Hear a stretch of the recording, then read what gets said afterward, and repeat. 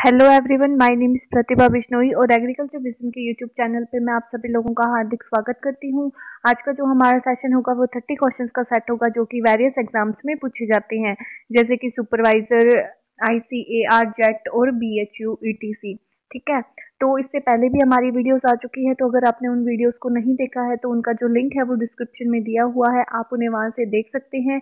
इसके साथ ही आप हमें टेलीग्राम और व्हाट्सएप ग्रुप में भी ज्वाइन कर सकते हैं। ठीक है, चलिए शुरू करते हैं हम हमारे फर्स्ट क्वेश्चन के साथ। और हमारा फर्स्ट क्वेश्चन है, जलवायु शब्द की उत्पत्ति किस भाषा से हुई है? तो इसके ऑप्शन है, फर्स्ट ऑप्शन है ग्रीक, सेकंड ऑप्शन है लैटिन, थर्ड ऑप्शन है अरेबिक और फोर्थ ऑप्शन है कोई नहीं। तो जो जलवायु शब्द है, जो क्लाइमेट शब्द है, उसकी उत्पत्ति हुई है ग्रीक भाषा के शब्द से। ठीक है, अब हम चलते हैं सेकंड नंबर क्वेश्चन पे। प्रकाश संश्लेषण की दर किस तापमान पर कम होने लगती है?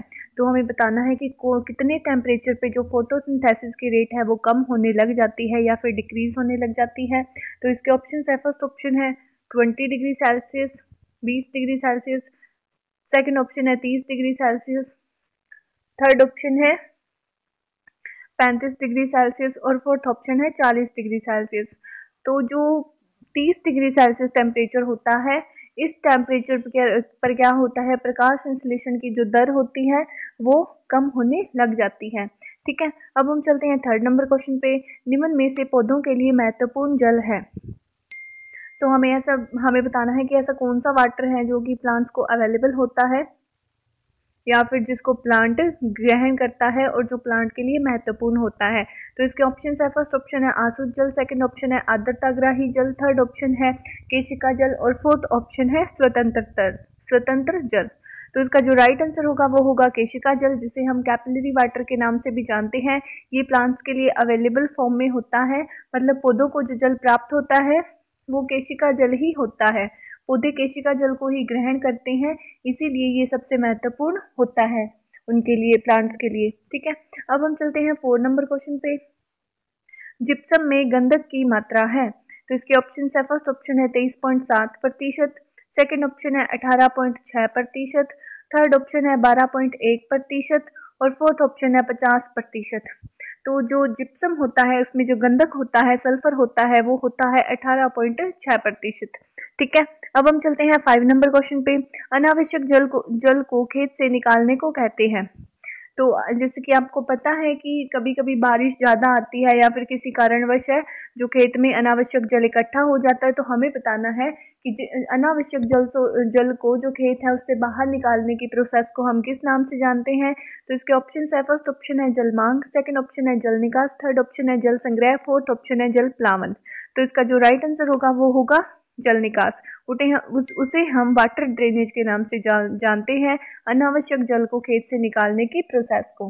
ठीक है, अब हम चलते हैं 6 नंबर क्वेश्चन पे, और वो है, पौधशाला में नवांकुर पौधों को मुख्य रूप से हानि पहुंचाने वाली व्याधि कौन सी है?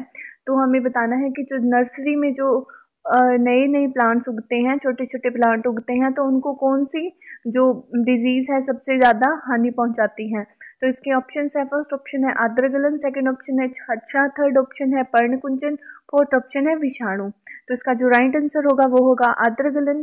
तो जो नर्सरी की मेन डिजीज है वो आर्द्रगलन है, इसे हम डैम्पिंग ऑफ के नाम से भी जानते हैं। ठीक है, अब हम चलते हैं 7 नंबर क्वेश्चन पे, और वो है, पौधशाला में क्यारियां उठी होनी चाहिए? तो इसके ऑप्शन है, फर्स्ट ऑप्शन है 1.5 मीटर, सेकेंड ऑप्शन है 10 से 15 सेंटीमीटर, थर्ड ऑप्शन है 2 मीटर और फोर्थ ऑप्शन है 25 से 30 सेंटीमीटर। तो जो पौधशाला होती है उसमें जो क्यारियां उठी हुई होती है धरातल से वो होती है 10 से 15 सेंटीमीटर। ठीक है, अब हम चलते हैं 8 नंबर क्वेश्चन पे। फ्रूट फ्लाई को नियंत्रित किया जाता है? तो अब हमें बताना है कि फ्रूट फ्लाई एक इंसेक्ट है, तो हम उसे कैसे कंट्रोल कर सकते हैं। तो इसके ऑप्शन है, फर्स्ट ऑप्शन है मेलाथियान, सेकंड ऑप्शन है रोगर, थर्ड ऑप्शन है बोर्डो मिश्रण और फोर्थ ऑप्शन है मैंकोजेब। तो जो फ्रूट फ्लाई है उसको हम कंट्रोल कर सकते हैं मेलाथियान के उपयोग से। ठीक है, अब हम चलते हैं 9 नंबर क्वेश्चन पे, और वो है, कद्दू वर्गीय सब्जी है? तो इसके ऑप्शन है, फर्स्ट ऑप्शन है टिंडा, सेकंड ऑप्शन है मिर्च, थर्ड ऑप्शन है टमाटर, फोर्थ ऑप्शन है मूली। तो हमें बताना है ऐसी कौन सी वेजिटेबल है जो कुकुरबिटेसी फैमिली से या फिर कद्दू वर्गीय है। तो इसका जो राइट आंसर होगा वो होगा टिंडा। टिंडा एक कद्दू वर्गीय सब्जी है। ठीक है, अब हम चलते हैं 10 नंबर क्वेश्चन पे। बोनसाई पौधा होता है, तो इसके ऑप्शन है, फर्स्ट ऑप्शन है ऊपर चढ़ने वाला, सेकंड ऑप्शन है लंबा, थर्ड ऑप्शन है बोना, फोर्थ ऑप्शन है मध्यम ऊंचाई वाला। तो बोनसाई पौधा होता है वो क्या होता है, बोना होता है, मतलब जिस उसकी जो हाइट है वो कम होती है। अब हम चलते हैं 11 नंबर क्वेश्चन पे, और वो है गुलदाउदी की उत्पत्ति किस देश से हुई है। तो हमें बताना है कि गुलदाउदी का ओरिजिन पैलेस कौन सा है। तो इसके ऑप्शन है, फर्स्ट ऑप्शन है जापान, सेकंड ऑप्शन है चीन, थर्ड ऑप्शन है अफ्रीका और फोर्थ ऑप्शन है भारत। तो जो गुलदाउदी है उसका ओरिजिन पैलेस है वो है चीन को माना जाता है। ठीक है, अब हम चलते हैं 12 नंबर क्वेश्चन पे। राजस्थान में कृषि की प्रमुख समस्या है। तो इसके ऑप्शन है, फर्स्ट ऑप्शन है सिंचाई के साधनों का अभाव, सेकंड ऑप्शन है वर्षा की अनिश्चितता, थर्ड ऑप्शन है जोतों को छोटा आकार और फोर्थ ऑप्शन है उपरोक्त सभी। तो इसका जो राइट आंसर होगा वो होगा उपरोक्त सभी। ठीक है, अब हम चलते हैं 13 नंबर क्वेश्चन पे। गाय, भैंस, भेड़ व बकरी के नीचे वाले जबड़े में कर्तन दांतों की संख्या होती है। इसके ऑप्शन है, फर्स्ट ऑप्शन है 4, सेकंड ऑप्शन है 8, थर्ड ऑप्शन है 10 और फोर्थ ऑप्शन है 32। तो इसका जो राइट आंसर होगा वो होगा 8।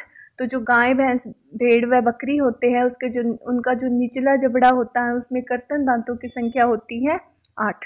ठीक है, अब हम चलते हैं 14 नंबर क्वेश्चन पे, और वो है भैंसों की यौवनावस्था होती है। ऑप्शन है, फर्स्ट ऑप्शन है 24 माह, सेकंड ऑप्शन है 30 माह, थर्ड ऑप्शन है 42 माह और फोर्थ ऑप्शन है 54 माह। तो भैंसों की जो यौवनावस्था होती है वो होती है 30 माह। ठीक है, अब हम चलते हैं 15 नंबर क्वेश्चन पे।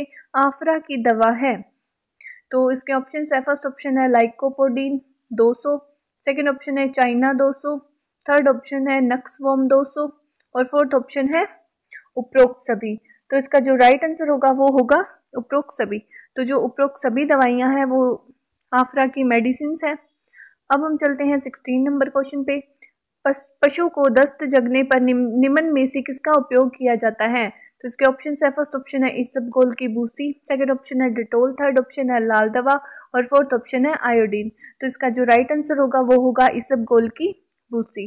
ठीक है, अब हम चलते हैं 17 नंबर क्वेश्चन पे, और वो है वर्तमान में हमारे देश में प्रति व्यक्ति अंडों की उपलब्धता है। इसके ऑप्शन है, फर्स्ट ऑप्शन है 57 अंडे, सेकंड ऑप्शन है 36 अंडे, थर्ड ऑप्शन है 45 अंडे और फोर्थ ऑप्शन है 30 अंडे। तो जो वर्तमान में हमारे देश में प्रति व्यक्ति अंडों की उपलब्धता है वो है 57 अंडे प्रति व्यक्ति। ठीक है, अब हम चलते हैं 18 नंबर क्वेश्चन पे। निम्न में से मुर्गी की भारतीय नस्ल छांटिए। तो इसके ऑप्शन है, फर्स्ट ऑप्शन है चितगोगा, सेकंड ऑप्शन है असील, थर्ड ऑप्शन है घाघस और फोर्थ ऑप्शन है उपरोक्त सभी। तो जो उपरोक्त सभी है ये सभी नस्लें हैं भारतीय मतलब मुर्गी की भारतीय नस्लें हैं। ठीक है, अब हम चलते हैं 19 नंबर क्वेश्चन पे, और वो है चट्टानों का अपक्षय किस प्रकार होता है। तो इसके ऑप्शन है, फर्स्ट ऑप्शन है भौतिक, सेकंड ऑप्शन है रासायनिक, थर्ड ऑप्शन है जैविक और फोर्थ ऑप्शन है उपरोक्त सभी। तो जो चट्टानें हैं उनका जो अपक्षय होता है, उनकी जो वेदरिंग होती है वो भौतिक भी होती है, वो रासायनिक भी होती है और वो जैविक भी होती है। तो इसका जो राइट आंसर होगा वो होगा उपरोक्त सभी। अब हम चलते हैं 20 नंबर क्वेश्चन पे। मृदा परिच्छेदिका में कौन सा संस्तर चट्टान कहलाता है। तो इसके ऑप्शन है, फर्स्ट ऑप्शन है ए, सेकेंड ऑप्शन है सी, थर्ड ऑप्शन है बी और फोर्थ ऑप्शन है डी। तो इसका जो राइट आंसर होगा वो होगा डी। तो जो सोइल प्रोफाइल होती है उसमें जो डी संस्तर होता है उस वो चट्टान मतलब चट्टान कहलाता है। ठीक है, इसी तरीके से अब हम चलते हैं 21 नंबर क्वेश्चन पे, और वो है जीवांश पदार्थ से मृदा की धनायन क्षमता। हमें बताना है कि जीवांश पदार्थ होता है जो उससे मृदा की धनायन क्षमता पे क्या इफेक्ट पड़ता है। इसके ऑप्शन है, फर्स्ट ऑप्शन है घटती है, सेकंड ऑप्शन है बढ़ती है, थर्ड ऑप्शन है अपरिवर्तित रहती है और फोर्थ ऑप्शन है कोई नहीं। तो इसका जो राइट आंसर होगा वो होगा बढ़ती है। तो जो जीवांश पदार्थ है उसके उपयोग से मृदा की जो धनायन क्षमता है वो बढ़ जाती है। अब हम चलते हैं 22 नंबर क्वेश्चन पे। मृदा कणों के व्यास की उच्चतम सीमा है। इसके ऑप्शन है, फर्स्ट ऑप्शन है 1 म्यू, सेकंड ऑप्शन है 10, थर्ड ऑप्शन है 5, फोर्थ ऑप्शन है 500। तो इसका जो राइट आंसर होगा वो होगा 500। ठीक है, अब हम चलते हैं 23 नंबर क्वेश्चन पे। विलयनों में धनायनों के सांद्रण अधिक होने पर विनिमय होगा। ठीक है, इसके ऑप्शन है, फर्स्ट ऑप्शन है कम, सेकंड ऑप्शन है अधिक, थर्ड ऑप्शन है बराबर और फोर्थ ऑप्शन है कोई नहीं। तो इसका जो राइट आंसर होगा वो होगा अधिक। तो जो विलयन है उसमें धनायनों के सांद्रण अधिक होने पर जो विनिमय है वो अधिक होगा। ठीक है, अब हम चलते हैं 24 नंबर क्वेश्चन पे। पीएस स्केल में अंक लिखे होते हैं। इसके ऑप्शन है, फर्स्ट ऑप्शन है 1 से 14, सेकंड ऑप्शन है 0 से 14, थर्ड ऑप्शन है 1 से 7, फोर्थ ऑप्शन है 7 से 14। तो इसका जो राइट आंसर होगा वो होगा 0 से 14। तो जो पीएस स्केल होता है इसमें 0 से लेकर 14 तक जो है वो अंक लिखे होते हैं। ठीक है, जिसमें 7 से कम होता है वो तो एसिडिक होता है, अम्लीय होता है, लेकिन 7 से ज़्यादा की जो रेंज होती है वो हम उसे क्षारीय में काउंट करते हैं। ठीक है, अब हम चलते हैं 25 नंबर क्वेश्चन पे, और वो है सोडियम नाइट्रेट उर्वरक का मृदा पर प्रभाव पड़ता है। इसके ऑप्शन है, फर्स्ट ऑप्शन है क्षारीय, सेकंड ऑप्शन है अम्लीय, थर्ड ऑप्शन है उदासीन और फोर्थ ऑप्शन है कोई नहीं। तो इसका जो राइट आंसर होगा वो होगा क्षारीय। तो जो सोडियम नाइट्रेट उर्वरक होता है उसका जो मृदा पर प्रभाव पड़ता है वो क्षारीय प्रभाव पड़ता है। ठीक है, अब हम चलते हैं 26 नंबर क्वेश्चन पे। पादप वृद्धि नियामक है। तो इसके ऑप्शन है वो है, फर्स्ट ऑप्शन है साइटोकाइनिन, सेकंड ऑप्शन है एब्सिसिक एसिड, थर्ड ऑप्शन है ऑक्सीन्स और फोर्थ ऑप्शन है उपरोक्त सभी। तो जो साइटोकाइनिन है, जो एब्सिसिक एसिड है और जो ऑक्सीन है, ये सभी पादप वृद्धि नियामक है। ठीक है, तो इसका राइट आंसर होगा उपरोक्त सभी।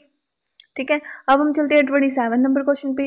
लार में पाया जाने वाला एंजाइम है। तो हमें बताना है कि लार में कौन सा एंजाइम पाया जाता है। तो इसके ऑप्शन है, फर्स्ट ऑप्शन है पेप्सिन, सेकंड ऑप्शन है ट्रिप्सिन, थर्ड ऑप्शन है लाइपेज और फोर्थ ऑप्शन है टाइलिन। तो इसका जो राइट आंसर होगा वो होगा टाइलिन। जो लार है उसमें टाइलिन रसायन या फिर एंजाइम पाया जाता है। अब हम चलते हैं 28 नंबर क्वेश्चन पे। बेरी बेरी रोग किस विटामिन से होता है। तो इसके ऑप्शन है, फर्स्ट ऑप्शन है विटामिन B1, सेकंड ऑप्शन है विटामिन B2, थर्ड ऑप्शन है विटामिन B6, फोर्थ ऑप्शन है विटामिन B12। तो जो बेरी बेरी डिजीज होती है वो विटामिन B1 की कमी की वजह से होती है। ठीक है, अब हम चलते हैं 29 नंबर क्वेश्चन पे। कार्बनिक खाद है। इसका ऑप्शन है, फर्स्ट ऑप्शन है मलमूत्र की खाद, सेकंड ऑप्शन है खलिया, थर्ड ऑप्शन है गोबर की खाद, फोर्थ ऑप्शन है अवैस है दोनों, फोर्थ ऑप्शन है दोनों अवैस है। तो इसका जो राइट आंसर होगा वो होगा दोनों अवैस है। जो मलमूत्र की खाद है और जो गोबर की खाद है ये दोनों ही ऑर्गेनिक मैन्योर के अंदर आती है। ठीक है, अब हम चलते हैं 30 नंबर क्वेश्चन पे। भैंस के घी की अपेक्षा गाय का घी अधिक पीला होता है, इसका कारण है। फर्स्ट ऑप्शन है प्रोटीन, सेकंड ऑप्शन है कैल्शियम, थर्ड ऑप्शन है कैरोटीन, फोर्थ ऑप्शन है पोटेशियम। तो जो मतलब कि गाय की भैंस के घी की अपेक्षा गाय का जो घी है उसका कलर येलो किसकी वजह से होता है, वो होता है कैरोटीन की वजह से। इसी तरीके से हमारा आज का सेशन यहीं पे समाप्त होता है। अगर आपको किसी भी तरीके का डाउट हो तो आप उसे कमेंट सेक्शन में पूछ सकते हैं। इसके साथ ही अगर आपको वीडियो अच्छी लगी हो तो आप इसे लाइक ज़रूर कीजिएगा। Thank you so much.